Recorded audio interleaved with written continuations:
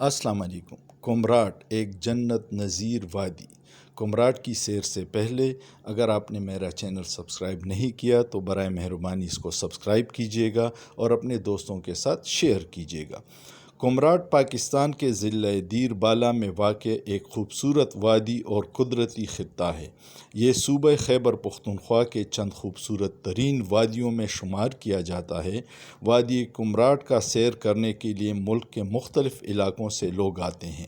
کمراٹ ایک سرسبز و شاداب وادی ہے جس کو مختلف خوبصورت پہاڑوں نے گھیرا ہوا ہے اور بیچ میں مختلف چھوٹی بڑی ندیاں بہتی ہیں۔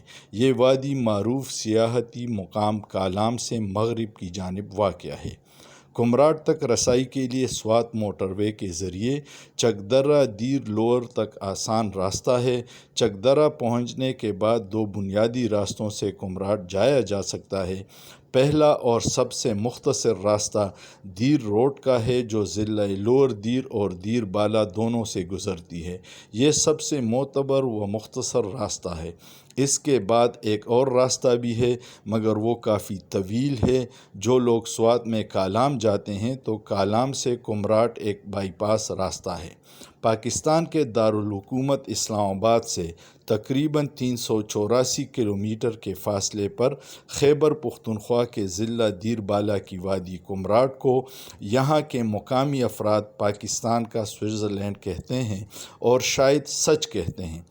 بادلوں سے گھرے برف پوش پہاڑوں کے درمیان واقع اس وادی میں کئی سرسبز بانڈے چراگاہیں ہیں۔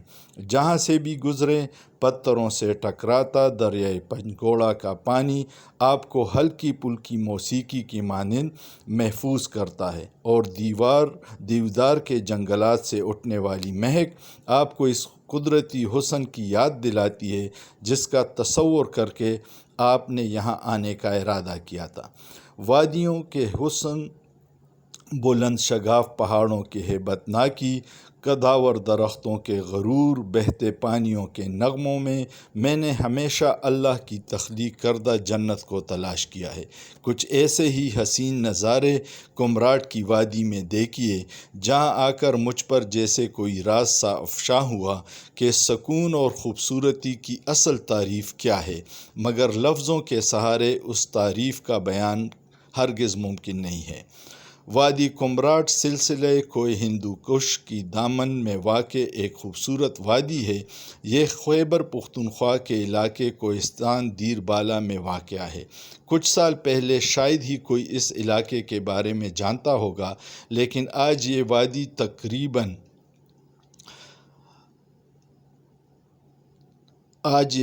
تقریباً سیاحوں کی مرکز نگاہ بن گئی ہے۔ پچھلے 2-3 سالوں سے پاکستان سے لاکھوں سیاح اس وادی کا رخ کر چکے ہیں۔ اس جادوئی کشش رکھنے والی وادی میں برف پوش پہاڑ، گھنے جنگلات، ابلتے پانی کے چشمے، سرسبز و شاداب اور وسیع گھنے جنگلات ہیں۔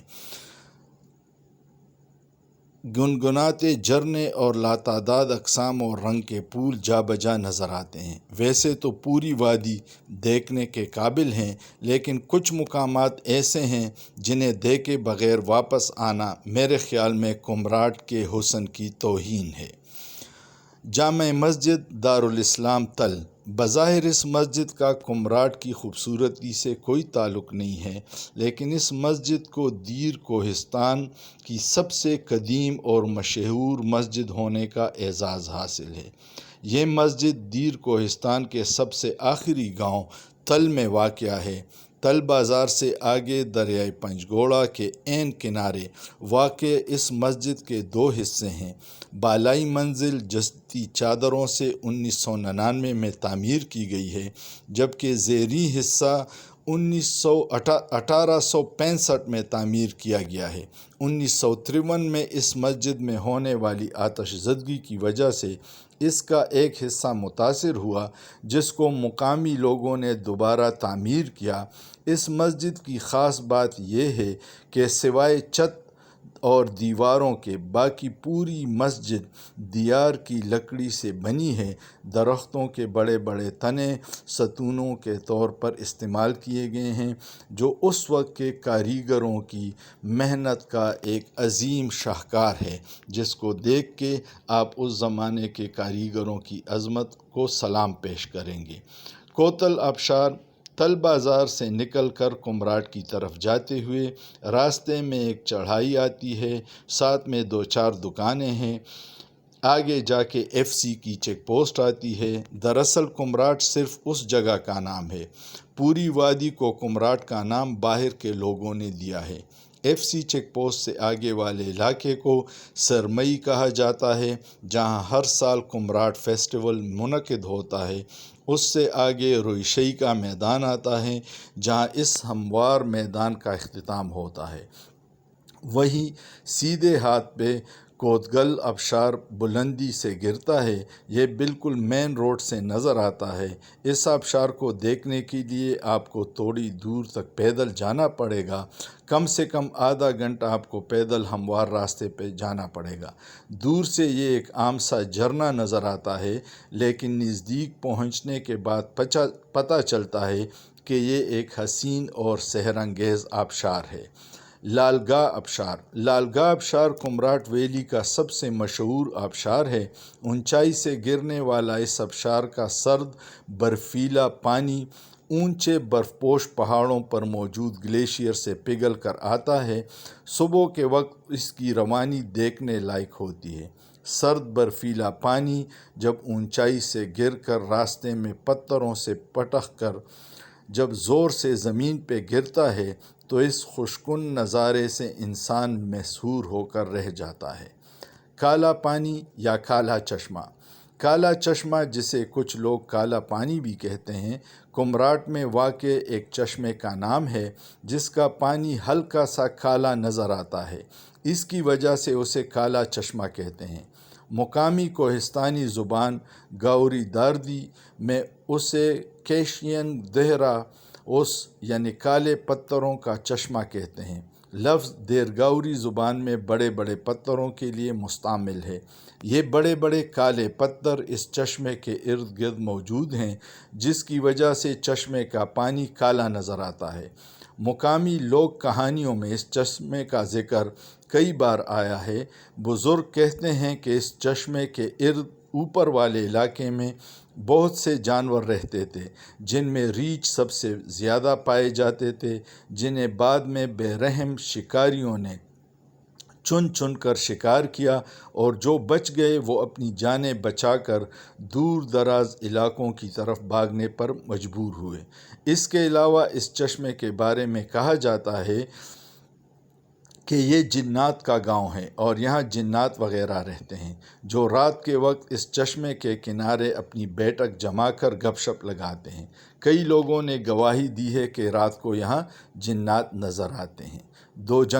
دو جنگا کمراٹ کا آخری مقام ہے جہاں تک گاڑی جا سکتی ہے۔ اس سے آگے روڈ ختم ہو جاتا ہے اور مزید آگے پیدل جانا پڑتا ہے۔ دو جنگا کا علاقائی تاریخ میں بہت اہمیت ہے۔ اگر آپ نے خزاں کوٹ دیکھا ہے تو دو جنگا سے تقریباً 20 منٹ کے فاصلے پر ہے۔ راستے میں ایک چھوٹا سا جنگلے والا رنگین پل آئے گا۔ اس پل کو جیسے ہی کراس کرو تو راستہ 2 حصوں میں تقسیم ہوتا ہے۔ سیدھے ہاتھ والا راستہ روشن بانال، جارکول بانال اور کونڈل بانال سے ہوتے ہوئے سوات کوہستان کے علاقے شاہی باغ کی طرف نکلتا ہے، اور ناک کے سیدھ میں آگے جاؤ گے تو آگے خزاں کوٹ کا علاقہ شروع ہوتا ہے۔ اس سے آگے راستے میں تھوڑی سی اونچائی پر چڑھنے کے بعد چاروٹ پانال کا علاقہ شروع ہوتا ہے۔ پانال داردی گاؤردی لوگ موسم گرما کے چراگاہ کو کہتے ہیں۔ چاروٹ بانال میں راستہ بھر 2 حصوں میں تقسیم ہو جاتا ہے۔ سیدھا راستہ ایزگل بانال، گورشی بانال، شاہزور بانال اور پھر شاہزور جھیل تک جاتا ہے۔ پھر وہاں سے آگے چترال کے علاقوں کی طرف نکلتا ہے۔ دوسرا راستہ کاشکیکن پاس سے ہوتے ہوئے چترال کے علاقوں کی طرف نکلتا ہے۔ کاشکیکن پاس ایک قدیم راستہ ہے جسے لوگ چترال جانے کے لیے صدیوں سے استعمال کرتے ہیں۔ بعض دوست جاز بانڈہ کو بھی وادی کمراٹ کا حصہ سمجھتے ہیں، لیکن در حقیقت یہ الگ علاقہ ہے۔ تل بازار سے نکل کر دریا پر بنے پل کو کراس کر کے سیدھے ہاتھ والا راستہ جاز بانڈہ، باڈگوئی ٹاپ اور کالام بحرین سوات کوہستان کی طرف نکلتا ہے، اور الٹے ہاتھ والا راستہ کمراٹ کے سحر انگیز وادیوں کی طرف جاتا ہے۔ دیر کوہستان کے مقامی لوگ داوردی گوری ہیں۔ یہاں مقامی گوری زبان کے علاوہ پشتو بھی بولی جاتی ہے۔ مقامی لوگ اپنی پہچان کوہستانی نام سے کراتے ہیں، لیکن یہ ان کی قبیلے یا قوم کا نام نہیں ہے۔ یہ ایسا ہے جیسے لاہور کے رہنے والے اپنے آپ کو لاہوری کہتے ہیں۔ گوری زبان بولتے ہیں۔ گوری زبان داردی زبانوں کے کوہستانی شاخ سے تعلق رکھتی ہے۔ یہ ایک آریائی زبان ہے جو دیر کوہستان کے علاوہ سوات کوہستان کے علاقے کالام اور اس کے آس پاس کی وادیوں میں بھی بولی جاتی ہے۔ یہاں کا اپنا مخصوص کلچر ہے۔ مقامی لوگ انتہائی مہمان نواز ہیں۔